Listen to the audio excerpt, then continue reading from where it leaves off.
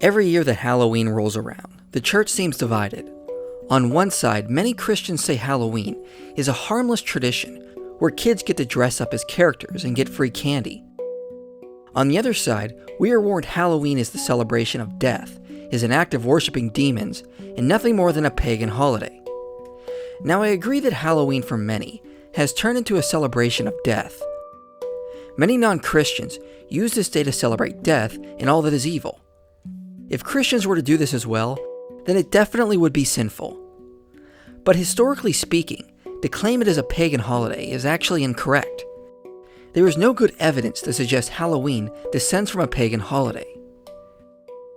Many believe Halloween is a Christianized version of an ancient Celtic pagan festival called Samhain.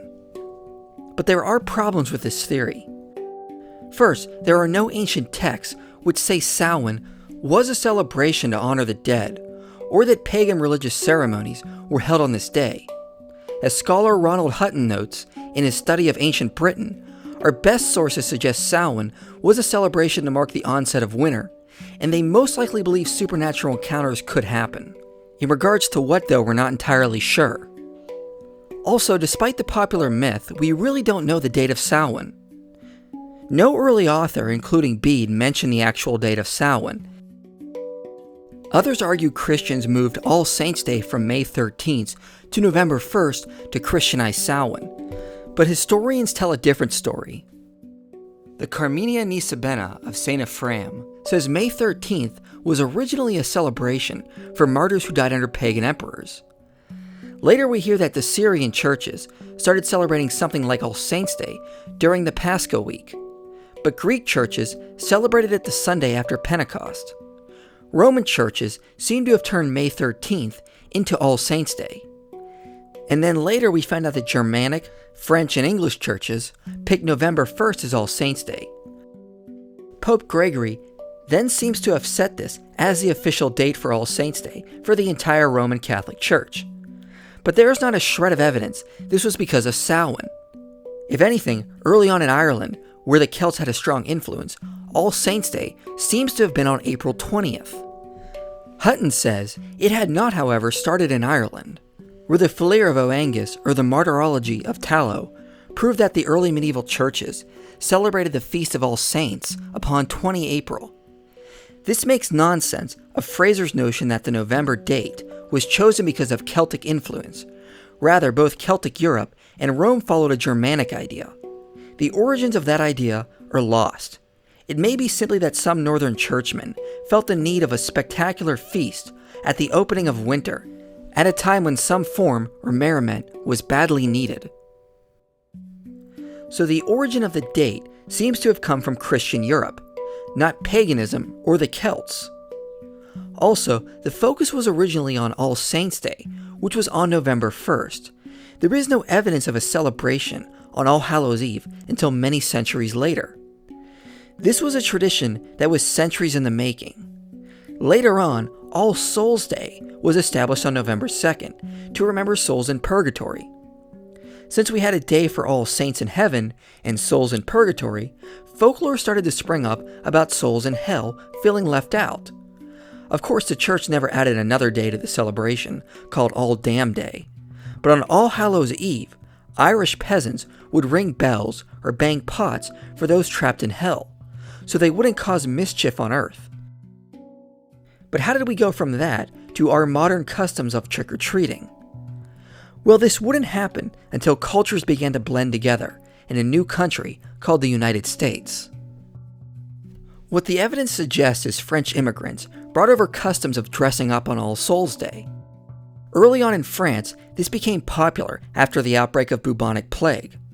Customs sprang up in France called the Danse Macabre, or Dance of Death, where Catholics would dress up on All Souls' Day to remind people of the dead and their own mortality.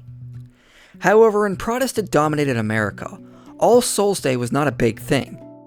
So when French immigrants moved to America, this practice seems to have migrated to Halloween when they started intermarrying with the Irish. So it was a perfect match of the French Dance of Death and the Irish Night to remember souls in hell. So historically, we can start to see how Halloween became the celebration of death and evil spirits that it is today. But as you can see, it was not from paganism, but from European traditions in Christian Europe, who were already celebrating dead souls on November 1st and 2nd. A third tradition from England was also mixed in, specifically Guy Fawkes Day on November 5th. Guy Fawkes was part of a Catholic plot that attempted to blow up Parliament. It failed, and November 5th became Guy Fawkes Day. The night became a time to harass Catholics and demand beer and cakes from them, as well as a time to have bonfires, put on masks, and play pranks. British colonists in America brought these customs over as well. But as America moved past its colonial days, Guy Fawkes became less well known. But many of the customs remained and migrated to Halloween night, a night which other immigrants were celebrating death and evil. The mischievous customs associated with Guy Fawkes fit right in. So later on in the early 20th century, Halloween had become known by many as a night of mischief, where teens would run around, put on masks, play pranks, and damage property. It got so out of hand that in 1933, they called it the year of Black Halloween. In response, throughout the early 20th century, many business owners and newspapers began to morph Halloween to divert kids from causing damage in the cities. Halloween parties sprang up with many games we still have today. Costume contests also appeared, and stores began selling costumes and Halloween decorations for the first time. Many businesses realized money could be made off of it, and we start to see all things spooky and evil being combined for marketing Halloween. Shortly after, in the late 1930s, the phrase trick-or-treat began to show up.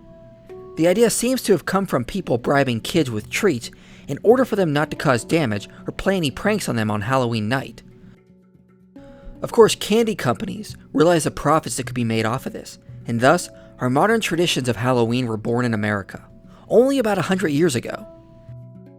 Halloween is truly a holiday that went from a day praying for the dead, to a night of dressing up for the dead and all things in hell, to a night to try to divert children from playing pranks.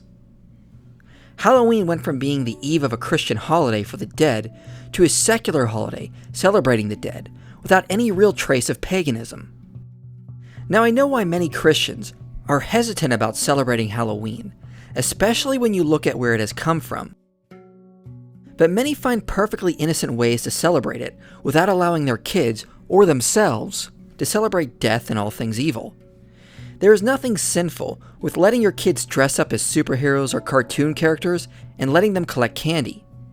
Many churches hold trunk-or-treat events now as safe alternatives. So as long as Christians are not using Halloween to celebrate death, there is nothing inherently sinful about it, and there is definitely nothing pagan going on. So put on a nice costume and go get some candy, but just remember, try to keep it kid-friendly.